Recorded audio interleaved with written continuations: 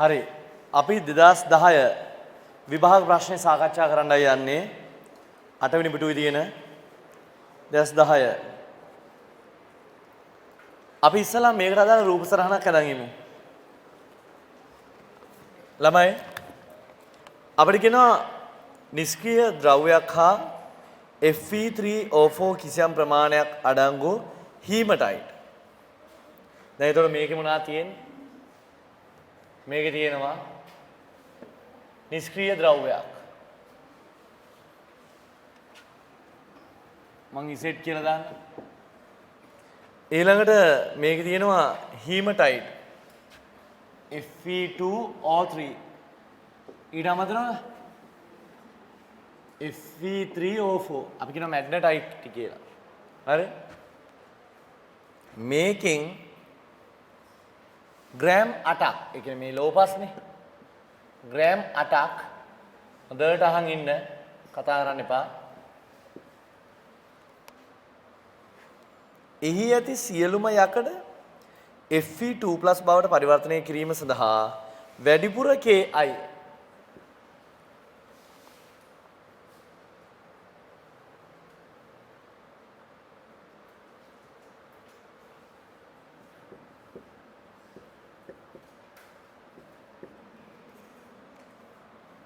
ආම්ලික මාධ්‍යයේදී පිරියම් කරන ලදී. අන්තිම ද්‍රාවණය 100 තෙක් තනු කරන ලදී. එහෙනම් මේ ද්‍රාවණය 100යි. ඝන සෙන්ටිමීටර් 100යි මේ ද්‍රාවණය. කතා කරන්න එපා බෝඩි දිහා බලන් ඉන්න. දැන් එතකොට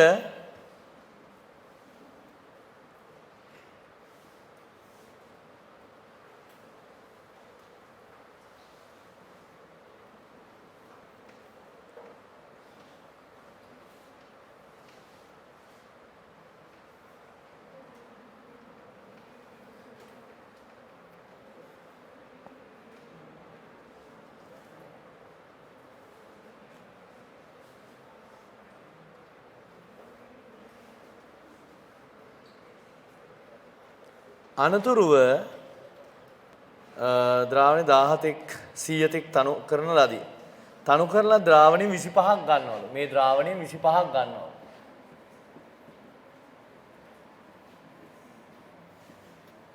හරි? ඒකට දානවලු 1m සෝඩියම් තයෝසල්ෆේට්. එතකොට වැය වෙනවලු 24ක්.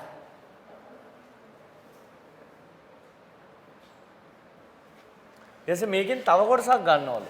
තව 25ක් ගන්නවලු.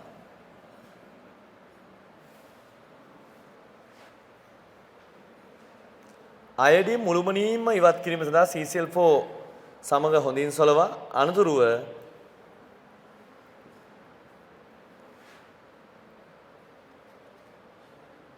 ලැබෙන ද්‍රාවණය 1m KMMNO4 සමග අනුමාපනය කළාලු. ඒක 5.2.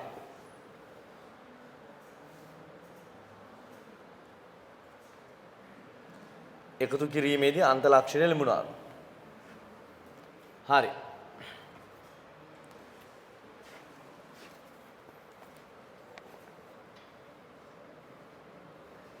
අපෙන් අහනවා මුලින්ම I- එක්ක මේ දෙන්නාගේ ප්‍රතික්‍රියාව. ඒ කියන්නේ මෙතනට එද්දි දැන් Fe2+ තියෙන්නේ හරි. I- එක්ක මේ දෙන්නාගේ ප්‍රතික්‍රියාව. ළමයි I- එක්ක ප්‍රතික්‍රියා කරන්න දැන් ඉන්නේ කවුද? ඒක තේරුම් ගන්න එපා කවුද කියලා. Fe2O3 ඉන්නවා. Fe3O4 ඉන්නවා. Fe3O4 කියන එක දෙකට කැඩෙනවා. FeO Fe2O3 මේක ළමයි කැඩෙනවා Fe3+ ධන O2- බවට. මේක කැඩෙනවා Fe2+ ධන O2- බවට. මේක කැඩෙනවා Fe3+ ධන O2 minus බවට. ඔයාලට පැහැදිලිද මේකේ තියෙන අයන මොනවද කියලා? තේරෙනවද? මේකේ තියෙන අයන ඌවනේ. අපිට තියෙනවනේ Fe2O3, ඒ කියන්නේ Fe3+ එක ඇතුලේ තියෙන්නේ. Fe3O4 කියන එකේ දෙන්නෙක් ඉන්නවා. එක්කෙනෙක් FeO අනිත් එක Fe2O3. FeO කිව්වම ධන 2 අයනේ තියෙන්නේ. හැබැයි Fe2O3 කිව්වම ධන 3 අයනේ තියෙන්නේ. දැන් අපෙන් අහන්නේ I- එක ප්‍රතික්‍රියාව. I- ට පුළුවන් I2 බවට පත් වෙන්න විතරයිනේ. එහෙනම් අනිත් පැත්තෙන් සිද්ධ වෙනවා Fe කාටද? 3+ ට Fe2+ බවට පත් වෙනවා. ඇයි මේ ක්‍රියාවලියේදී එයා ඉලෙක්ට්‍රෝන පිට කරනවා. එතකොට මෙයාට සිද්ධ වෙනවා ඉලෙක්ට්‍රෝන ලබා ගන්න. තේරෙනවනේ? එහෙනම් ළමයි අපි මේ ප්‍රතික්‍රියා දෙක ගත්තාම අපිට එනවා කොහොමද? එකට එකතු කරනවා දෙක දෙකෙන් වැඩි කරනවා. එතකොට දෙකක් I- ධන දෙකක් Fe3+ ඊතලයක් I2 ධන දෙකක් Fe2+. බලන්න ආරෝපණ බැලන්ස්ද කියලා. දෙවරක් ධන 3 ධන 6යි දෙකක් අයින් වුණාම ධන 4යි. මෙතන ධන 4න බැලන්ස්. දැන් ළමයි අපි මේක ඔක්සිජන් දාමු. අපි මේක ලියමු Fe2O3 කියලා. Fe ලා දෙන්න හරිනේ. දෙකක් I- ඔහොමමයි. එතන O වැඩි වුණානේ. O බැලන්ස් කරන්න අපි කාවද ළමයි දාන්නේ? O බැලන්ස් කරන්න අපි දාන්නේ ජලය. අපි ජලාණු 3ක් දානවා. તો ජලයේ H බැලන්ස් කරන්න අපි දාන්නේ මොනවද? H+. මෙන්න ළමයි ඕකට අදාළ පළවෙනි ප්‍රතික්‍රියාව. පේනවද? H ගාන 6යි 3 වරක් 2 6යි. O ගාන 3යි මෙතන 3යි. Fe ගාන 2යි මෙතන 2යි. I ගාන 2යි මෙතන 2යි. ආරෝපණ ධන 6යි ඍණ 2යි ධන 4යි මේ පැත්තේ. දෙවරක් ධන 2 ධන 4යි මේ පැත්තේ. එහෙනම් මේ තමයි අපෙන් අහන පළවෙනි එකට අදාළ උත්තරේ. නේද? පළවෙනි එකට අදාළ උත්තරේ. දෙවෙනි එකට අදාළ ආපහු තුලිත කරන්න ඕනද? ඕනේ. දැන් අපි දන්නවා ළමයි Fe2O3 ඔහොමයි ප්‍රතික්‍රියා කරන්න කියලා. එහෙනම් අපි යාවම ලියමු. ඒ කියන්නේ දැන් මේක එක්ක ප්‍රතික්‍රියාව කියන්නේ ඇතුලේ කෑලි දෙකක් ඉන්නවා. දෙකකින් ඇත්තටම ප්‍රතික්‍රියා කරන්නේ මෙයා විතරනේ. ඕක නෙවෙන්නේ. මෙයා ප්‍රතික්‍රියා කරන්න විදිහක් නැහැනේ. ඒකේ තියෙන ධන දෙකේ අයනේනේ. ධන දෙකේ අයනේ ඕක ප්‍රතික්‍රියා කරන්නේ නැහැනේ. ප්‍රතික්‍රියා කරන්නේ ධන තුනේ අයනේ. ධන තුනක් නැහැනේ මේ කෑල්ලට. ඒ නිසා මෙයාගේ තියෙන මේ Fe3O4 කියන එකෙන් ප්‍රතික්‍රියා කරන්නේ Fe2O3 විතරයි. එහෙනම් ඔයකමයි ප්‍රතික්‍රියාව. නමුත් එහෙම ලියන්න බෑනේ. අපිට කියලා තියෙන Fe3O4ත් එක්ක ප්‍රතික්‍රියාව ලියන්න කියලානේ. ඉතින් අපි මොකද්ද කරන්නේ? මේ පැත්තට එකතු කර ගන්නවා FeO කෙනෙක්. ඒ කියන්නේ Fe3O4 කියලා දා ගන්නවා. දැන් මොකද්ද උනේ? මේ ප්‍රතික්‍රියාවමයි තියෙන්නේ. වෙනසකට වෙන්නේ මොකද්ද? Fe එක්කිනෙකුයි O එක්කිනෙකුයි එකතු කර ගන්නවා. තේරෙනව නේද? Fe2+ එක්කිනෙකුයි O එක්කිනෙකුයි එකතු කර ගන්නවා. I- ලා කිසිම වෙනසක් වෙන්නේ නැහැ. දැන් මොකද වෙන්නේ? I2 එහෙම්මමයි. දැන් මෙතන හැදෙන දෙන්නයි අර අලුතින් එකතු වුණු Fe2+ උයි ඔක්කොම Fe2+ ලා 3 දෙනයි. ඒතන 3 දෙනෙක් ආපු විදිය පැහැදිලිද ඔයාලට? ඇයි මෙයාට තව ධන දෙකේ Fe කෙනෙක් ආපු නිසානේ මේක Fe3 උනේ. මේ පේනවද? FeO කියන්නේ ධන දෙකේ එක්කෙනෙක්. සහ O2-. ඒතර මේකට ධන දෙකේ තව එක්කෙනෙක් එකතු වුණු නිසා ඒ එකතු වීම මෙතනටත් එනවා. ඊළඟට O4ක් නිසා මෙතනට 4ක් H2O දානවා. ඒතර H8ක් නිසා මෙතනට 8ක් H+ දානවා. බලන්න බැලන්ස් නැද්ද කියලා. මෙතන ඍණ 2යි, මෙතන ධන 8යි, කපල ගියාම ධන 6යි, මෙතන 3 වරක් ධන 2 ධන 6යි. ඔය තියෙන ළමයි ප්‍රතික්‍රියා දෙක. හරිම සරලයි. තේරුණානේ? ඒක ඔයා තේරුම් ගන්න ඕනේ මෙන්න මේ chart එක. මේකේ තියෙනවා දෙන්නේ Fe2O3 අනිත් එක නා Fe3O4. යකඩ නිසානදී අපි කතා කරා මෙයාට hematite මෙයා magnetite. ඒතර මේ magnetite කියන්නේ එකට එක අනුපාතයෙන් FeO සහ Fe2O3 කියන දෙන්න ඉන්න යපස්වල තියෙන සංඝටකයක්. හරිද? එතකොට මෙයාගේ ඇතුලේ තියෙන ධන දෙකේ යකඩ අයන, මෙයාට තියෙන ධන තුනේ යකඩ අයන. හරි? එතකොට I- එක ප්‍රතික්‍රියා කරන්නේ ධන 3 අයනේ විතරයි. ඇයි ඒක ඔක්සි කරන ප්‍රතික්‍රියාවක්. එහෙනම් අනික ඔක්සි හරණයක් වෙන්න ඕන. ධන දෙකේ එක්කෙනා නම් හැදෙන්නේ ධන දෙකේ එක්කෙනා තවත් හරණය වෙන්න විදිහක් නැහැ. ගානෙත් මුලින්ම කියනවා මේකේ ධන දෙක බවට ඔක්කොම පරිවර්තනය වෙනතුරු තමයි මේක කරන්න කියලා. ඒතර අවසාන ප්‍රතිඵලය වෙන්නේ මේකේ තියෙන සියලුම යකඩ ධන දෙකකින් ඉවර වෙන්න ඕන. ඒතර ධන දෙකකින් මුල ඉඳන්ම හිටපු අයට කිසි වෙනසක් සිද්ධ වෙන්නේ නැහැ. තේරුණා නේද? ඕක තමයි ප්‍රතික්‍රියාව ළමයි. හරි. එහෙනම් අපි ගාන හදන්නයි යන්නේ. රෝම ඉලක්කම් 2.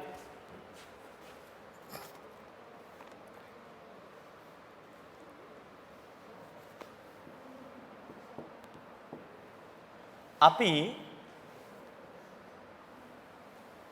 යපස් ග්‍රෑම් 8 ඇති Fe2O3 මවුල මම ගන්නවා x කියලා.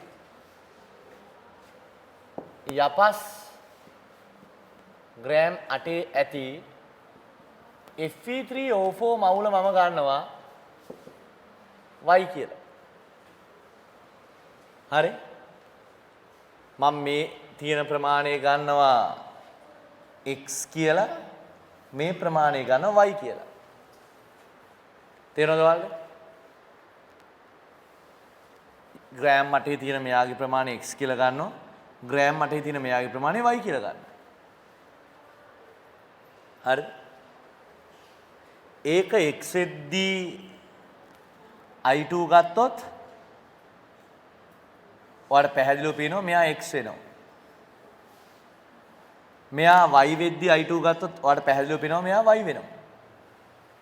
එකට එක අනුපාතය. තේරෙනවද ඔයාලට?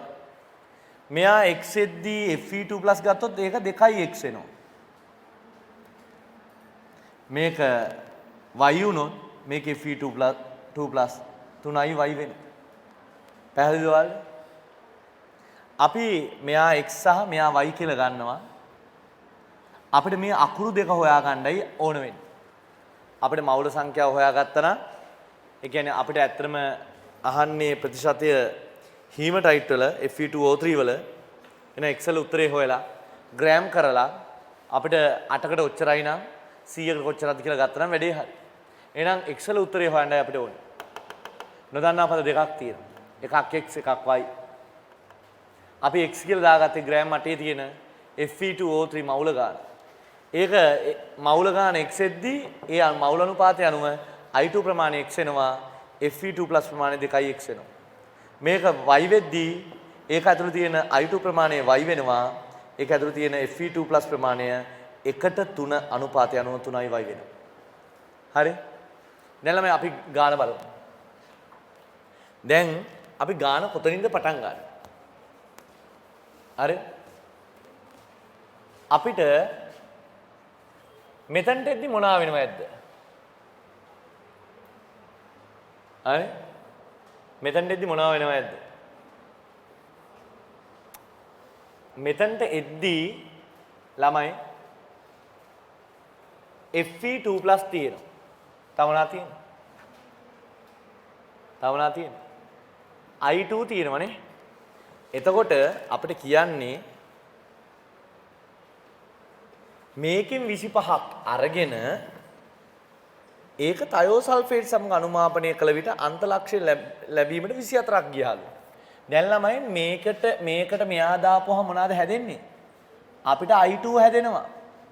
තේරෙනවද? i2 හැදෙනවා. දැන් ඇත්තටම අරක x y කියලා ගත්තාම i2 කීයක් තියෙනවද ළමයි? ඇත්තටම කීයක් එනවද i2? මට කියන්න බෑ. අරක දිහා බලලා කියන්න.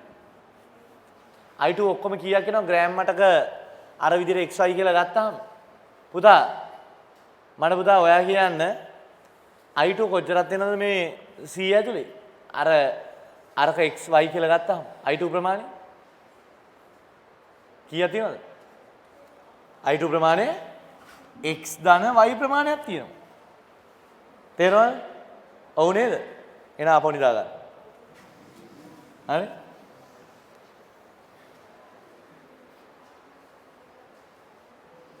හරි. පුතා ඉස්සරහා.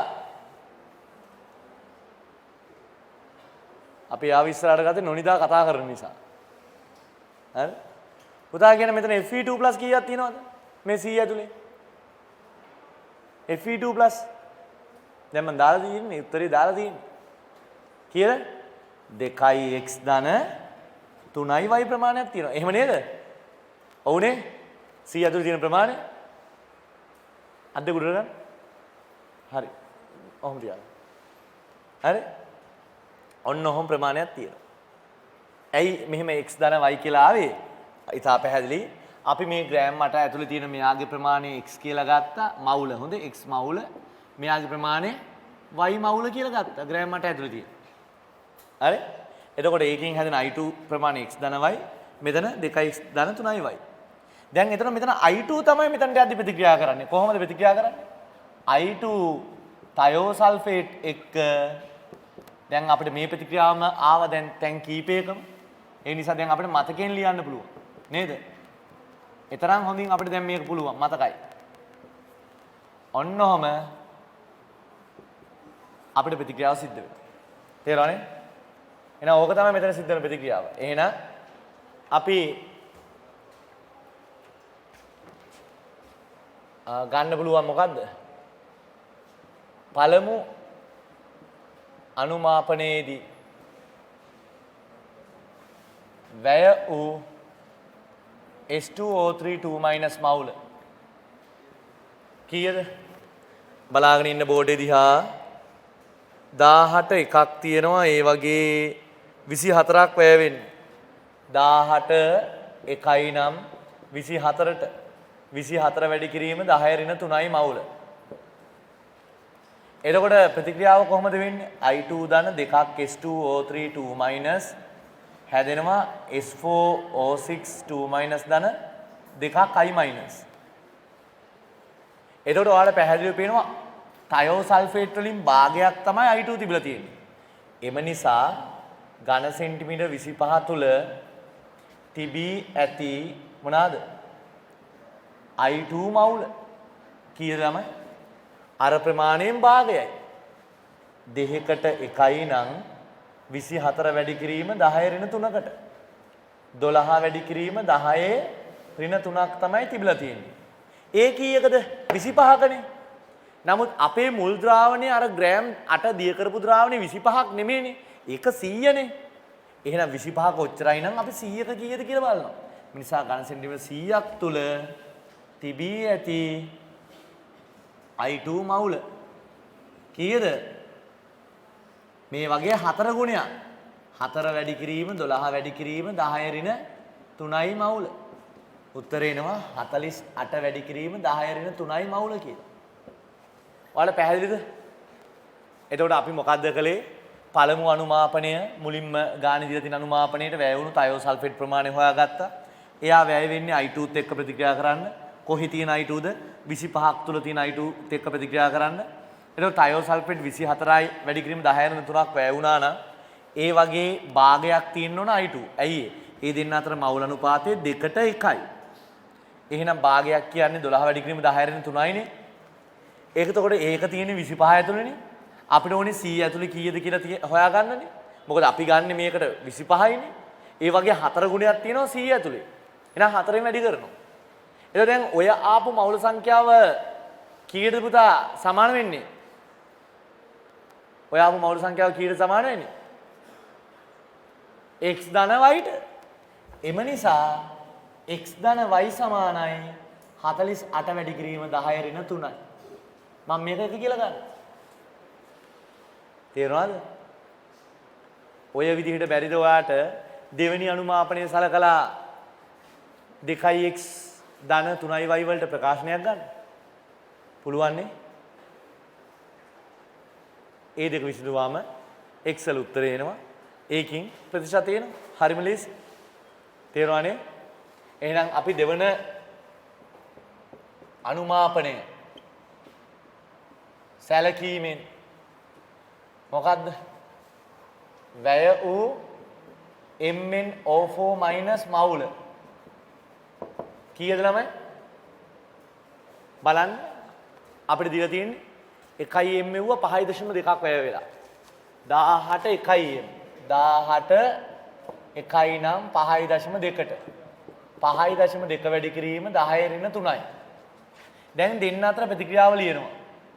MnO4- ආම්ලික මාධ්‍යයේ Mn2+ වෙනවා. Fe2+ විතරක්නේ මෙතන තියෙන්නේ දැන්. ඇයි I2 අයින් කරනවා කියනවා CCl4 දාලා. දැන් තියෙන්නේ Fe2+ විතරයි. එතකොට Fe2+ Fe3+ වෙනවා ඉලෙක්ට්‍රෝනයක් පිට කරලා. අපි මේක තුලිත කරොත් 8ක් H2O 8ක් H+ 5ක් ඉලෙක්ට්‍රෝන. නේද? 4ක් H2O එතන මෙතන 8ක් H+. මේක 3 මේක 4 කියලා ගත්තොත් 3 කියන සමීකරණයට එකතු කරනවා 4 කියන එක 8ෙන් වැඩි කරලා. එතකොට අපිට එනවා 8ක් H+ ධන MnO4- ධන 8ක් Fe 5ක්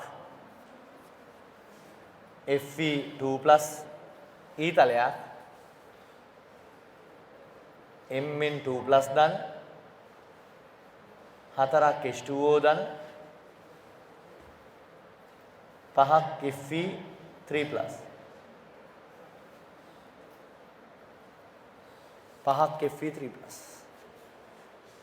දැන් ළමයි එම නිසා ඝන සෙන්ටිමීටර 25 තුල තිබී ඇති මොනවාද? Fe2+ මවුල කීයද? දැන් අපි හොයාගත්තනේ ළමයි MnO4 කීයක් කියලාද? 5.2 වැඩි කිරීම 10 ඍණ 3ක් කියලා. එහෙනම් 1ට 5යින් අනුපාතය ඔන්න ඔය වගේ කී ගුණයක්ද? 5 ගුණයක්. ඒක පැහැදිලිද? එයි 1ට 5යිනේ. එහෙනම් ඒ වගේ 5 ගුණයක්. එහෙනම් 5.2 වැඩි කිරීම 10 ඍණ 3. 5.2 5න් වැඩි වුණාම කී ළමයි? 2.6ද?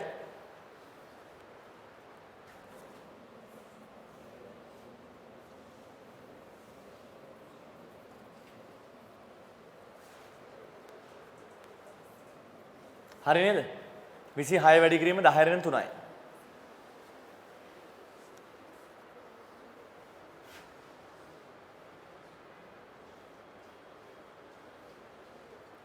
හරි නේද? හරි. 26 වැඩි කිරීම 10 ඍණ 3යි. දැන් ඔයා 25 තුල තියෙන ප්‍රමාණයනේ. එම නිසා 100 තුල මොනවාද? Fe2+ මවුල කීයද? ඒ වගේ 4 ගුණයක්නේ. 26 වුව 4ක් කියන්නේ 104යි නේ. 104 වැඩි කිරීම 10 ඍණ 3. මේක 2. ඒක 1 2 කිව්වොත් පැටලෙනවා නේ. මේක A. මේක B. දැන් ඉතින් AB විසඳපුවාම උත්තරේ එනවා. හරිනේ? AB විසඳීමෙන් XL දෙනවා ළමයි 6.4ක් කියලා. 8කට 6.4 නම් 100ට 80යි. හරි. එහෙනම් පිළිවෙලට මෙතන ඉඳන් ওই ටික ලියාගෙන යන්න. මෙන්න රූප සරහන පිළිවෙලට ලියාගෙන යන්න.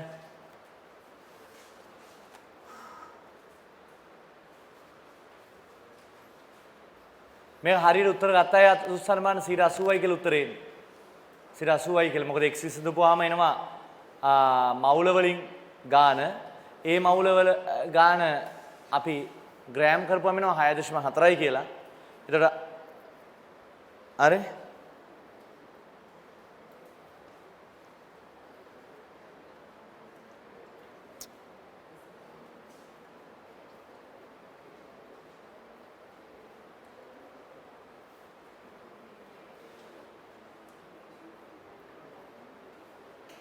දශම 0.4 නේ x එන්නේ. දශම 4 දශම 0.4. හදුවේ නේද එහෙම? හරි. මම අවසාන ස්ටෙප් එක මේ හරියෙන් දැන් ඔයාලා මේ ටික ලියන් ගියා නේද? ලියන් යන්න පිළිවෙලට. හරි. මේ රූපය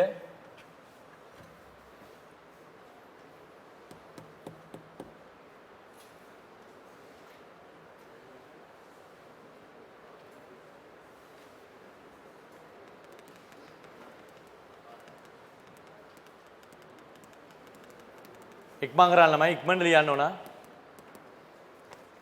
ඒක ඉවර වෙලා ඔක්කොම හරියට ගත්ත ළමයි 2014 ප්‍රශ්න කරන්න. 10 වෙනි පිටුවේ තියෙන 2014 C කොටස.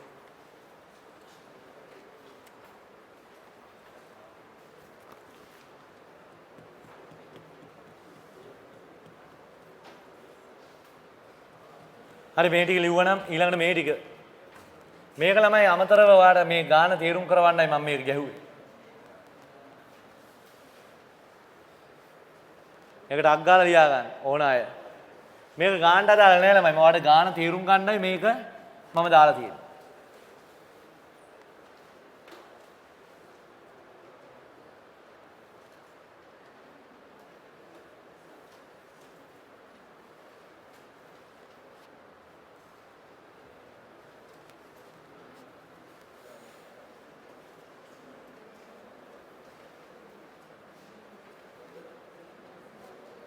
ඊළඟ ළමයි මේක.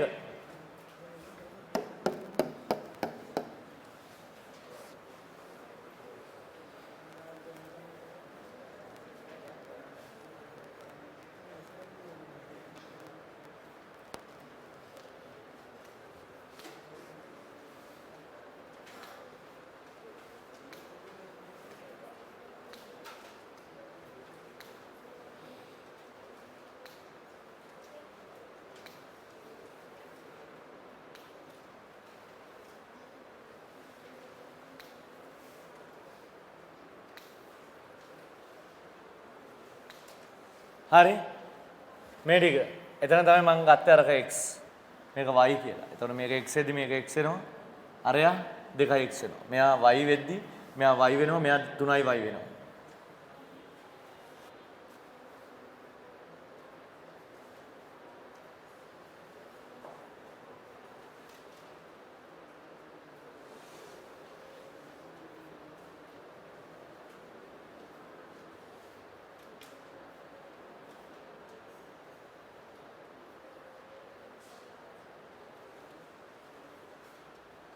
හරි ඊළඟට මේක හරි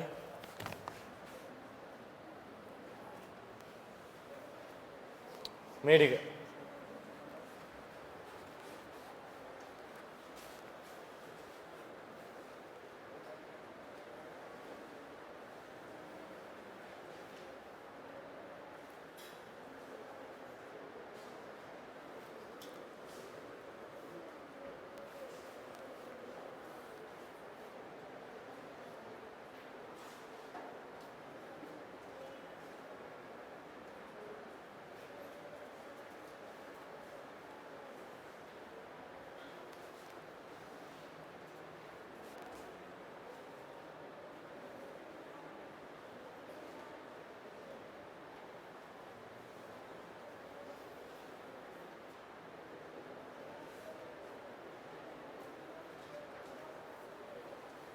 ඊට පස්සේ අවසාන වශයෙන් මේක